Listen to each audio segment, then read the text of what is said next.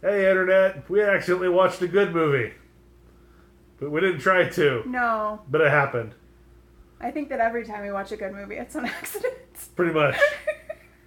Like, we watch a lot of good movies, actually, and we go and watch good movies and we love them, and we don't do this because they're not terrible. Mm-hmm. Like Wonder Woman. Amazing. Great. Go see that. A lot of good stuff out there. We watched the Don Knotts sex comedy, The Sex God?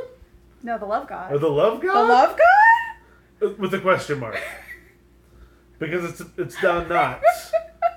And a sex comedy. I mean, I don't think the question mark is necessary even, like, because it's Don Knotts and a sex comedy, because I think the answer is no. No. I mean, it's a major plot point that, you know, he's a virgin. Yep. All the way through the movie. Whether he knows it or not. Yes. Yeah. We'll get to that. There's some questionable things that happen in the back half of this movie. Yeah. I guess we should start by recapping the setup, which is the most insane and least important part of the entire movie. Yeah. It's So a prolific pornographer loses his access to the postal service. Mm-hmm. And so in order via the courts. The courts. That's important. So the pornographer buys a going out of business small town bird watching magazine owned by Don Knotts' character. Mm-hmm. And whose last name is Peacock because dick jokes. Yes. Who then sends him to the Amazon to get a picture of a rare bird. Yep. And while he's gone, turns his bird-watching magazine into a skin mag. Yes. And then when he gets back... Well, no. The police come for Don Knotts in Brazil.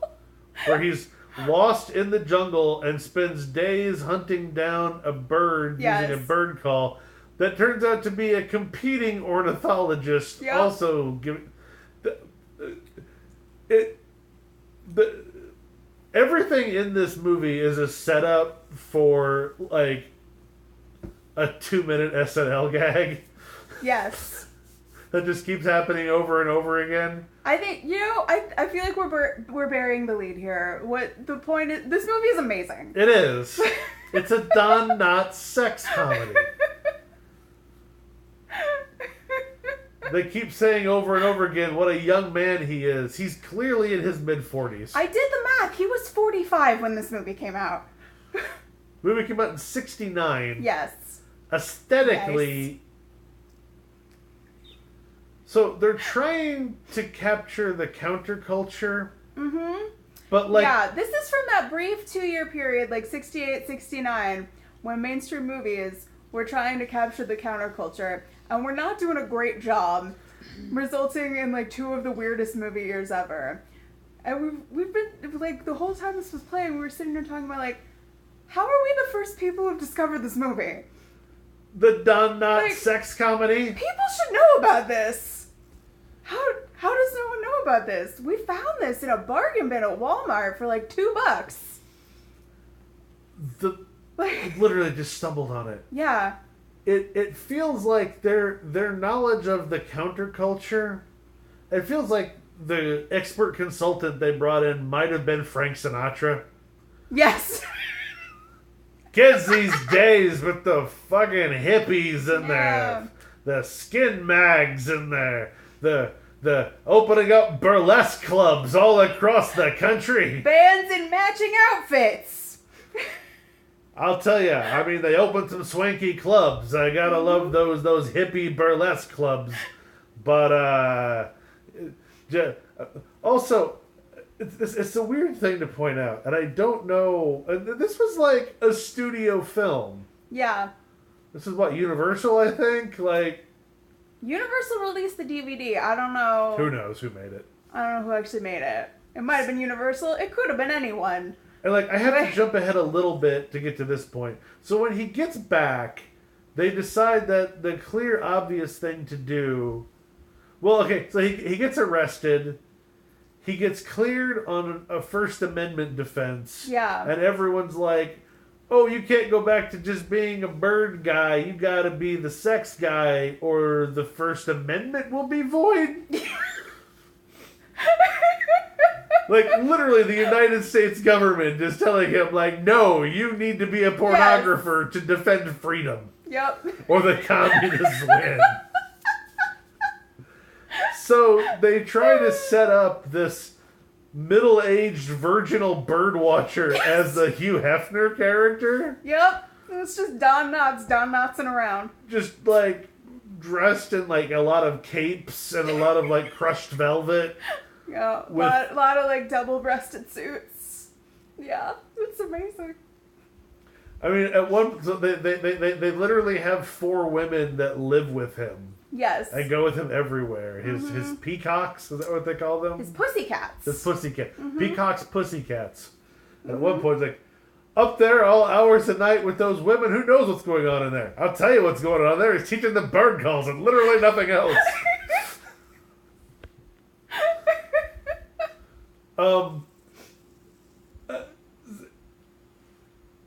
So, where was I even going with, like, their weird concepts of, again, so they're trying to set up Don Knotts as this like, Lothario media character, very much in the Hugh Hefner vein. Yeah. And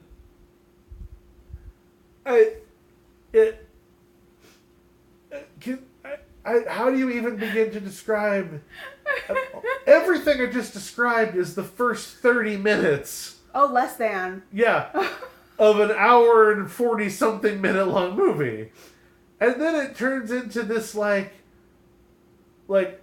comedy of errors, as, like, there's this, like, high-powered publisher who's working for him, and her motivations, scene to scene, are incomprehensible. Yeah. As the viewer, you don't know whether she's playing him or is in love with him. Oh, that's what I was trying to get back to. Okay, yeah. All of the women in this movie that are deeply in love with him are in their, like, late 40s and older? Yes. They're talking about his... Except for the ones with lines. Yes.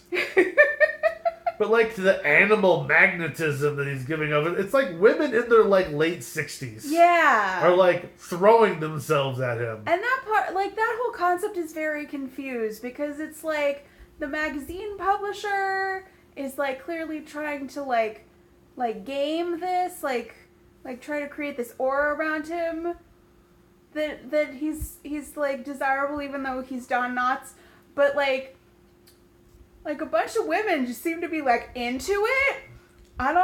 It's not clear exactly what's happening in that regard. 'Cause, like, almost the whole jury at the trial is just, like, middle-aged women. And they're having to, like, mop the floor afterward. Yeah. Like, it's they're just down to clown, man. Yeah. It's an AARP convention that is just DTF.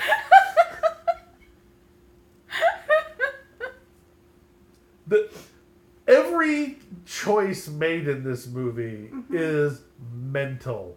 Yes. There's a gangster who's, like, the financier. Oh god, yeah, the mob is involved. There's like 14 hats. There's too many hats. But I love every hat. Yeah, there's a gangster who has, like, the intelligence of a child. Yeah. And is, like, being taught how to read throughout the course of, and, like, his reading tutor turns out to be an FBI informant. Yeah. Like, the again, it's constantly in, like, you can't ever figure out whether the publishing manager is, like, in love with him or playing him or both. Maybe both. It's not clear. Never clear. There's the girl back home. Oh. One of the poor Roselle. Who, like,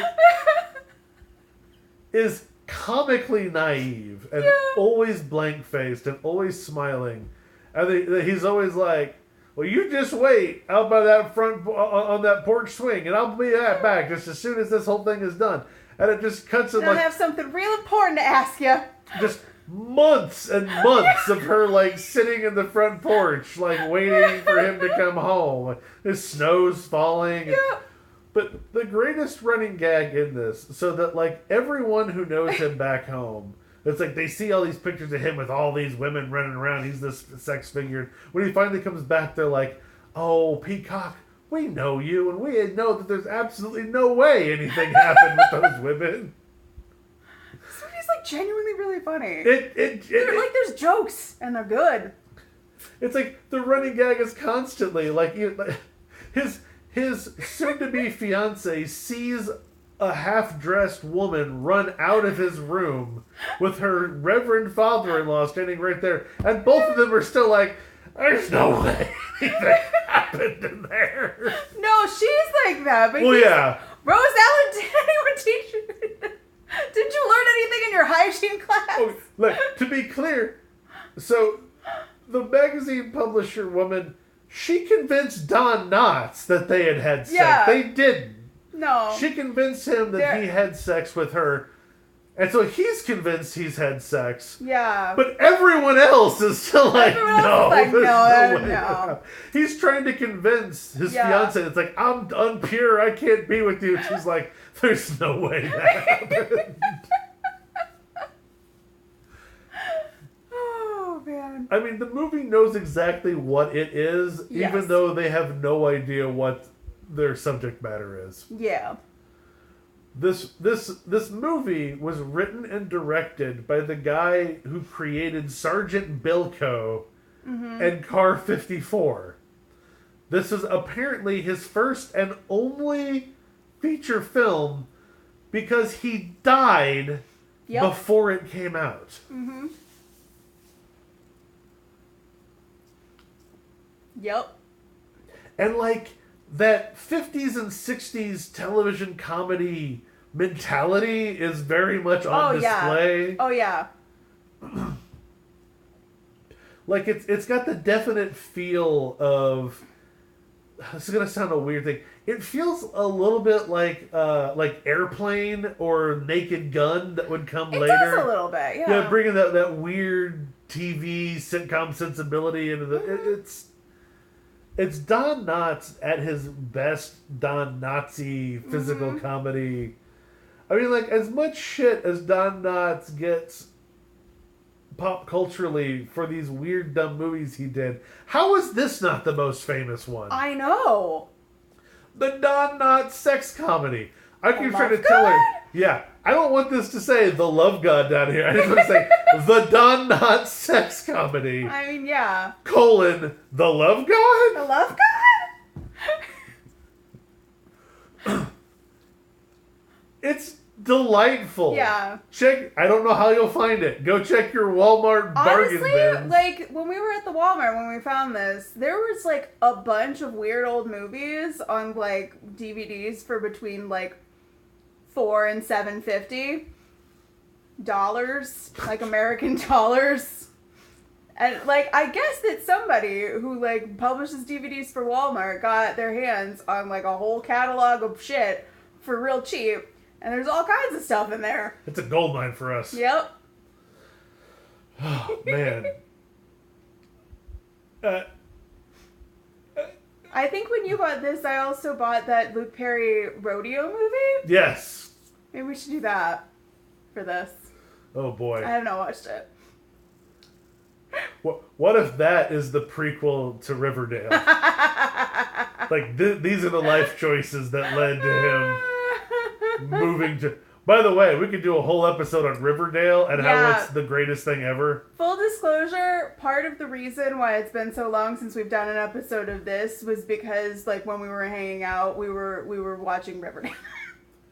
Go watch Riverdale. I don't know if good is it's amazing. It's not good. It's bad amazing. It's the craziest goddamn television show I've ever seen. It's my favorite TV show now. Yeah. I don't know how that happened. I don't know either, but there we are. Yes. It's the craziest television show I've ever seen, and I remember a Saturday morning cartoon from the early 90s where King Arthur's court was inexplicably like time-traveling football players. That's Does not even... anybody else remember that show? Yeah, King Arthur and Knights of the Round. Yeah, no, that's... Yeah, there was like a sweet 80s metal song for the themes, like a football team. They were on a bus, and then like a thing happened. Like maybe it got struck by lightning. I don't know, but then they time traveled, and they were King Arthur's and his knights. That's not even the closest to the weirdest of that generation of... Yeah. No, I mean, remember Cowboys of Moo Mesa? Yeah. And there was the Mighty Ducks cartoon where they were like actual ducks and also aliens. Yeah. The early 90s were a strange time. There was...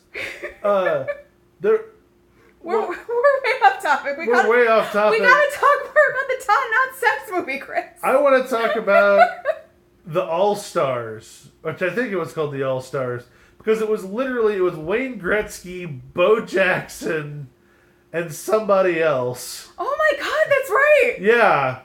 And they were like, fought crime. Like, Wayne Gretzky just had a hockey stick that dispensed pucks. Yeah! That he could fire off rapidly. Yeah! I had forgotten about this! Oh, fuck. No, we can't talk about 90s cartoons anymore. We gotta talk about the Don Not Sex comedy. Are we ever gonna make that series where we just, like, dissect, like, really weird late 80s, early 90s television shows? We could. Like, we could very easily do that thing. Y'all want to see that? That's like me just, like, freaking out about Tailspin for a half hour. The Tailspin episode is going to be you start talking, I try to talk, there's no room, I leave to go make a sandwich, you just keep talking. You can get it in a minute if you spin it, spin it, spin it. Tailspin is an institution of my childhood. Every episode just starts with me singing the entire theme song of all of these shows that are burned into my brain because the early 90s was the last gasp of the real theme song. They're all just stuck in there. Every one of them had the entire premise of the show explained in their theme song. We would say more about the Love God.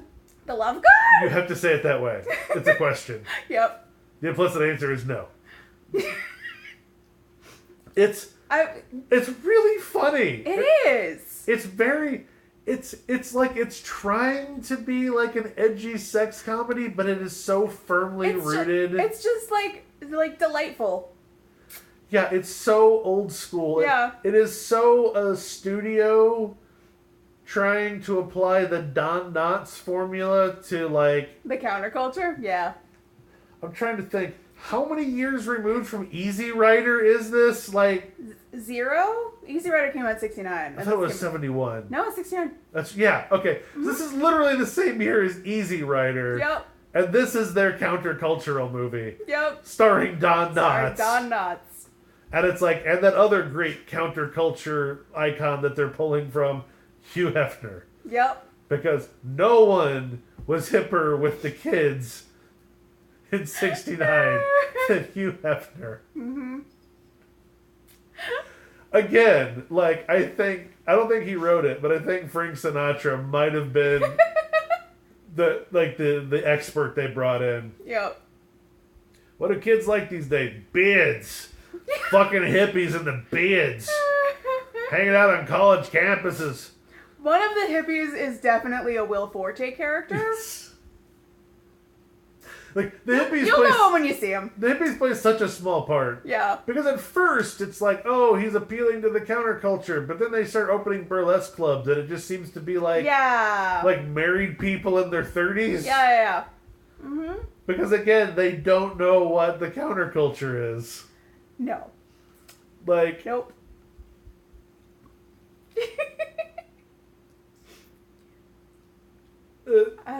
Like we talk a lot about like weird attempts to like capture the youth culture of this era with, you know, Sarah's Monkeys obsession. Yeah. The Monkeys are another great example. We haven't really talked about the Monkeys on this channel. We tried to. That's but true. I broke the Wi-Fi. Yeah, we actually recorded a video about... I think we mentioned that one time. We recorded an entire video about the TV movies, the TV movie about the monkeys that got made in like 2001. I think like VH1 did it. It's not good. I talked for an hour and 40 minutes. Yes. It was unusable. Yes. We couldn't even upload the raw footage. It broke my phone. Like, it was just... And you were so mad. I was very mad, and I was very drunk. Sarah really genuinely loves the monkeys, people. That's true. If you haven't noticed the picture... Yeah, I think that some people might think that that's a bit. It's not a bit. I love the monkeys. That poster in the background of, like, half of her selfies. It's more than half. I take a lot of selfies in my bathroom where I have a monkeys poster. She communes with it daily.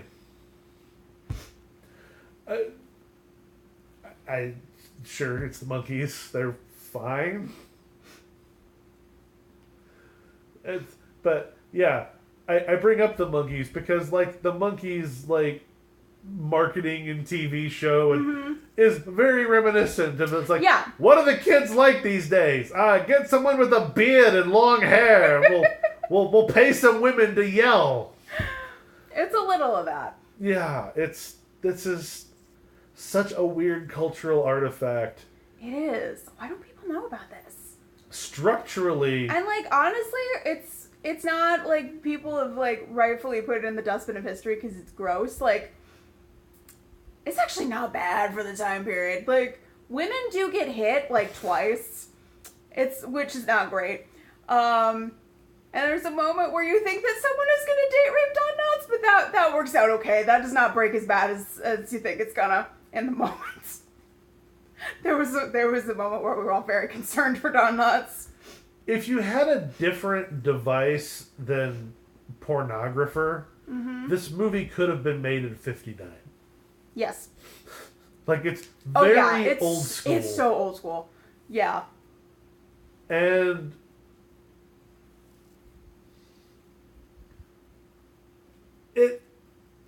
Like, it's so late to the game. Yeah. Like, they were chasing the dragon long. Yeah. Oh, my God.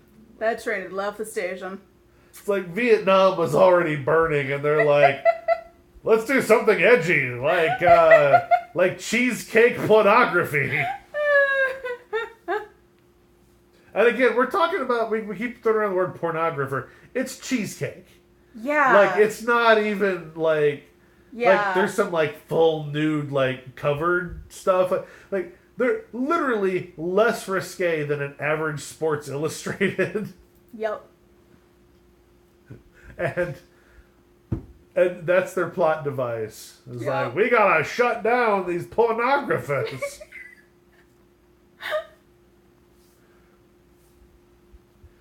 Oh, man. It is nuts. It's wonderful. This is the beginning of our campaign to make The Love God an official like cult classic, like a widely recognized cult movie. Like it was clearly a commissioned work. Yeah. Like the studio was like, we're gonna make Don Knotts relevant again. Yep. I'm not sure if he worked at all between this and Matlock. We can look it up. This might have been the end for a while. I don't think it did well for anyone involved. I cannot imagine that this made money. No. Like, I could not find any information on IMDb, but I would have to assume that this did not do great. This movie killed a man. A man's died. A man's life's work, a man's soul is wrapped up in this picture. And you have to watch it so you can free him. Yes. Go watch The Love God. If we don't get one of you to watch it within 7 days, he possesses us. And forces us to make ill-conceived vehicles for comedians slightly past their prime. So we gotta make a sex movie starring Jerry Seinfeld, unless you watch The Love God. See, I was gonna go with fuck, what's his name? Good bit, man. The Paul Blart dude. Kevin James. Yeah, the Kevin James sex comedy. I mean, that was basically Hitch. Oh, yeah, it's already been... Oh, fuck, I hate him so much. He's never been funny, America. You're wrong. You are wrong. Kevin James is not funny. Quit laughing. Quit buying... Stop yelling at our audience and play in the space that I've created of a Jerry Seinfeld sex comedy, Chris. I'm yelling at America. Also, I want nothing to do with the Jerry Seinfeld sex comedy. What is this orgy? I think we'd have the same problem of trying to convince an audience that Jerry Seinfeld has ever had sex. What's the deal with dental dams?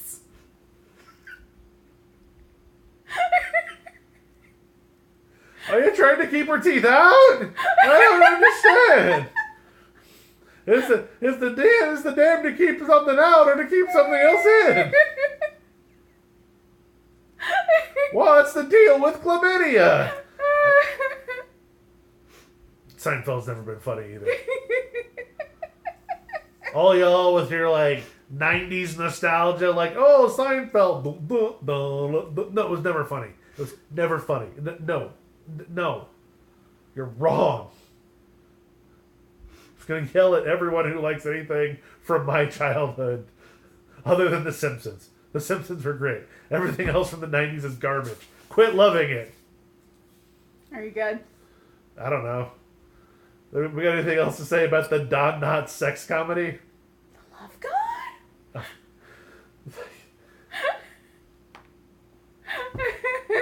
I mean, some of the greatest acting in this movie is like Don Knotts and his soon-to-be father-in-law, who's a priest, who's like, "Oh, you need to call a press conference and tell them all how pure you are." Wow, in front of all them people that I'm urgent. Oh, we forgot to talk about Evelyn. Oh, Evelyn! Oh my God! The greatest character in this movie. Yes. Is the wife of the actual pornographer, who's also their main star in all of his magazines. Yeah. The very first joke in the movie is the lawyers making the argument. It's like, "Oh, you, sir, this horrible smut, this terrible, this degrading. Sir, I will not have you talk about my wife that way." And he looks, "Oh, I didn't even recognize you, Evelyn." Hi, Judge. It's a funny movie. It really is. She consistently is the greatest character. At one point, they're all in the office like, "He's a what? He's a virgin. I never heard anything so filthy in my entire life." Oh, she's so good. Oh, and the receptionist. Yes. No, everybody's great. You gotta watch this. Yeah, it's... Sometimes they're like, "Here, let us summarize this so that you don't have to deal with it." But no, you should go see this. It's really good. In a way that's very unusual for this era. It's very character-driven. Yeah. Like, everyone's a character. Yeah. Everyone gets an arc. Yep. The happiest arc is definitely the, 90-year-old receptionist. Oh, she's wonderful. Who moves to New York and instantly gets, pink hair and starts wearing skirts and... Mm-hmm. So hip. Just high-fiving everybody. Yep. Peacock, my man! New York!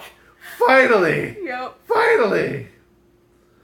Oh, I think your phone's going to turn off in a couple minutes. Pretty soon, probably. We haven't figured out doing this on her phone yet. Yeah. Because I bought a phablet that won't fit in a selfie stick I don't think that's anymore. going to fit in the selfie stick. Nope. Gonna injure somebody with that. Oh, there it goes. Anyway, the Don Knotts sex comedy. The Love God? Hey, Megan, you want to say anything about it? No. Did you like it? Sure. You're lying. No. There's no love in her heart. Meg tolerates us. Yes. Which is correct. It's the most anyone could ever ask for. Okay, that's it. Go watch the Don Knotts sex comedy. Improve your life. Bye. Bye.